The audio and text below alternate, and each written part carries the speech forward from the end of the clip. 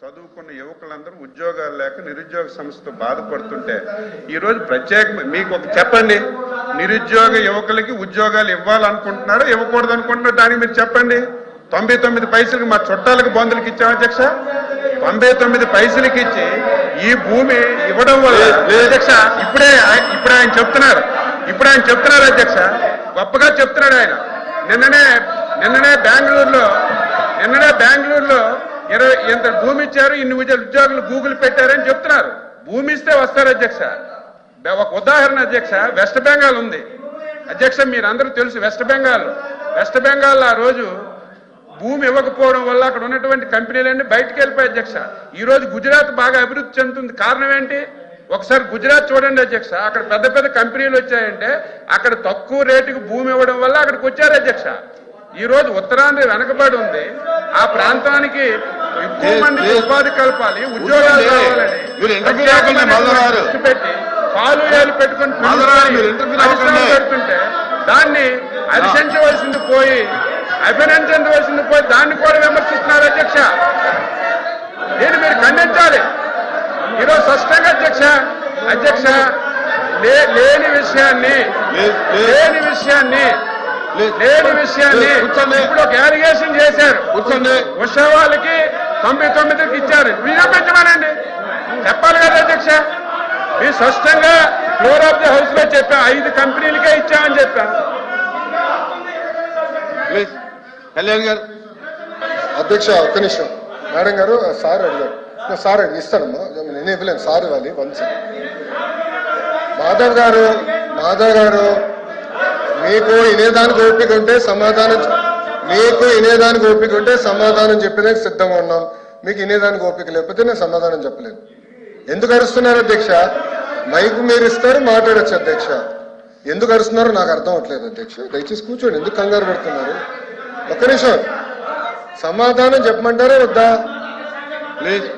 మాధవ్ గారు మీరు అడిగిన ప్రశ్నకి సమాధానం చెప్పమంటారా వద్దా? దయచేసి మెంబర్స్ కూర్చోండి. నేను సమాధానం చెప్పలేను సార్.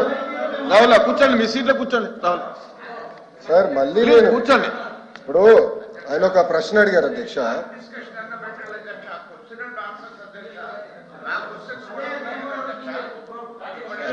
ఇప్పుడు అధ్యక్ష నన్ను సమాధానం చెప్పాలి అధ్యక్ష, ఎందుకంటే మంత్రి గారు మాట్లాడతారు. కూర్చోండి వీర్రాజు గారు కూర్చోండి.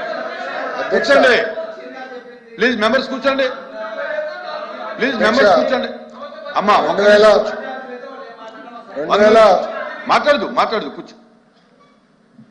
అధ్యక్ష ఇప్పుడు అడిగిన ప్రశ్నకి నేను సమాధానం చెప్తున్నాను. ఓకే, మీరు అడిగారు ఇంకా కొన్ని కంపెనీలు ఆంధ్ర రాష్ట్రానికి తీసుకురండి, లేదంటే పక్క రాష్ట్రాలకు వెళ్తున్నాయి. ఎస్, ఇప్పుడు ఈరోజు భారతదేశంలో 100 రూపాయలు పెట్టుబడి వస్తే దాంట్లో సుమారుగా 25.3 రూపాయలు ఆంధ్ర రాష్ట్రానికి వస్తున్నాయి.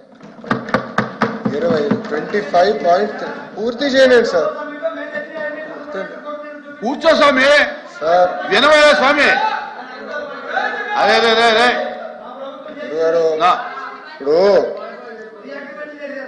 ఓకే, మరో సభ్యులు ఒకటి ఆలోచించాలి అధ్యక్ష. ఇప్పుడు ఒకసారి ఆలోచించాలి అధ్యక్ష.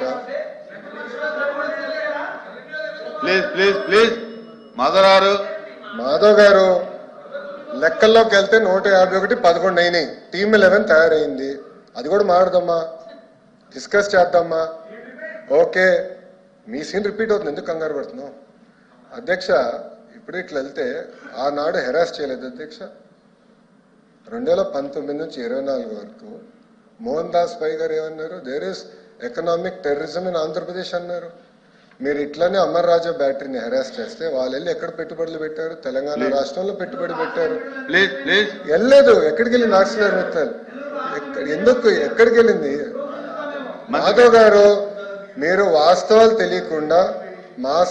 తెలియకుండా మీరు మాడటం కరెక్ట్ కాదు. ఆర్సిలర్ మిత్తల్ ప్రాజెక్ట్ ఉత్తరాంధ్రకు వస్తుంది. మేము భూములు కేటాయించాం, ఎన్వైరన్మెంటల్ క్లియరెన్స్ చేయించాం. పక్క రాష్ట్రాలు 10 సంవత్సరాల ప్రాజెక్ట్ ముందరికి వెళ్ళకపోతే ఇక్కడ ఉన్న మా మంత్రి టీజీ భరత్ గారి నాయకత్వంలో 16-17 నెలల్లో వాళ్ళని తీసుకొచ్చాం. That is going to be India's largest steel plant. ఒక విశాఖపట్నంలో 2వ స్టీల్ సిటీ మేము కట్టబోతున్నాం. ఎందుకు కంగారు పడుతున్నారు? ఎందుకు అధ్యక్ష అన్ని ప్రశ్నలకు సమాధానం చెప్తున్నా. మాధవ్ గారు కొంచెం బీపీ ఎక్కువైంది, బీపీ బిల్ ఇవ్వండి, కొంచెం కామ్గా ఉంటారు. ఇప్పుడు ఆయన గూగుల్ గురించి ఒక ప్రశ్న అడిగారు అధ్యక్ష. న్యూస్ లో వచ్చింది గూగుల్ ఎక్స్పాన్షన్ ఒక రాష్ట్రంలో చేస్తుంది. అక్కడ ఏం రాశారు? చాలా స్పష్టంగా ఆఫీసు అద్దెకి తీసుకుంటున్నారు అని వాళ్ళు చెప్పారు. ఇప్పుడు నేనేమంటున్నానంటే అధ్యక్ష, దాన్ని పూర్తి చేయమంటారా? ఎల్ఓపి గారు, you can not dictate terms. Let me answer my question. Madhav గారే ప్రశ్న వేస్తారు, మాధవ్ గారే సమాధానం అధ్యక్ష, బేసికలీ నాకు అర్థమైంది ఏంటంటే ఆంధ్ర రాష్ట్రానికి పరిశ్రమలు రాకూడదు అనేది ఒక లక్ష్యంగా పెట్టుకుంది వైకాపా పార్టీ. ఎన్నో పరిశ్రమలు తరమేయాలని ఒక లక్ష్యంగా పెట్టుకున్నారు. అధ్యక్ష, నేను సూటిగా ప్రశ్నిస్తున్నా, టీసీఎస్ కి భూమి ఇస్తాం తప్ప, కాగ్నిసెంట్ కి భూమి ఇస్తాం తప్ప, మదర్సన్ కి భూమి ఇస్తాం తప్ప. It is the government policy. Government ఏ నిర్ణయం తీసుకుందంటే పక్క రాష్ట్రాలతో మనం పోటీ పడాలి. విశాఖపట్నంలో ఐటీ ఎకో సిస్టమ్ లేదండి. It is a fact. IT ecosystem ఎక్కడుంది? మీరు 5 సంవత్సరాలు ఏం చేశారు? ఒక కంపెనీ పట్టుకొచ్చారా విశాఖపట్నం? సరిగ్గా ఇన్ని మాటలు మాట్లాడతారు. మేము 18 నెలలు పట్టుకొచ్చాం, 18 నెలలు ఇన్ని కంపెనీలు పట్టుకొచ్చాం. ఆసిలర్ మిత్తల్ విశాఖపట్నానికి వచ్చింది, ఈ రోజు టీసీఎస్ విశాఖపట్నానికి వచ్చింది, కాగ్నిసెంట్ విశాఖపట్నానికి వచ్చింది. ఈ రోజు పెద్ద ఎత్తున రియల్ ఎస్టేట్ డెవలపర్స్ మేము పట్టుకొస్తున్నాం విశాఖపట్నానికి. వాళ్ళకి మార్కెట్ ప్రైస్ వాళ్ళకి భూములు కూడా కేటాయిస్తాం జరుగుతుంది. Yes, it is a policy of this government. మేము ఇన్ఫ్రాస్ట్రక్చర్ బిల్డ్ చేయాలి.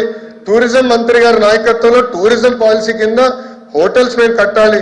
ఎందుకంటే అధ్యక్ష, మేము నేను ఐపీఎల్ మ్యాచ్ జరిగినప్పుడు వెళ్ళా, అక్కడ ఒక ఫీడ్బ్యాక్ వచ్చింది, ఇక్కడ హోటల్స్ లేవు, ఉండాలంటే మాకు హోటల్స్ లేవని వాళ్ళు కూడా ఫీడ్బ్యాక్ ఇచ్చారు. హోటల్స్ కూడా కట్టాలి, కన్వెన్షన్ సెంటర్ కట్టాలి, ఒక ఎకో సిస్టమ్ ఏర్పాటు చేయాలి. అధ్యక్ష 1994 నుంచి 2004 మధ్యలో కూడా ఆనాటి ముఖ్యమంత్రి చంద్రబాబు నాయుడు గారు అతి తక్కువ ధరలో ఆనాడు హైదరాబాద్ లో భూములు కేటాయించారు కనుకనే ఐఎస్బి హైదరాబాద్ లో ఉంది, మైక్రోసాఫ్ట్ హైదరాబాద్ లో ఉంది, ఇన్ఫోసిస్ హైదరాబాద్ లో ఉంది, టీసీఎస్ హైదరాబాద్ లో ఉంది. అట్లా అనేక పరిశ్రమలు వచ్చి ఈ రోజు ఒక జీసీసీ క్యాపిటల్ అయిందంటే దానికి కావాల్సిన మొత్తం ఎకో సిస్టమ్ కట్టాం అధ్యక్ష.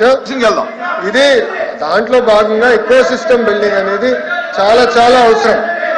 ఎకో సిస్టమ్ లో హోటల్స్ రావాలి, హాస్పిటల్స్ రావాలి, సోషల్ ఎకో సిస్టమ్ క్రియేట్ చేయాలి, కంపెనీకి వాక్ టు వర్క్ క్రియేట్ చేయాలి అధ్యక్ష. ఈ మొత్తం ఎకో సిస్టమ్ క్రియేట్ చేసడానికి మేము కష్టపడుతున్నాం అధ్యక్ష. మంత్రి గారు అదే అధ్యక్ష. అమ్మా ఆగండి.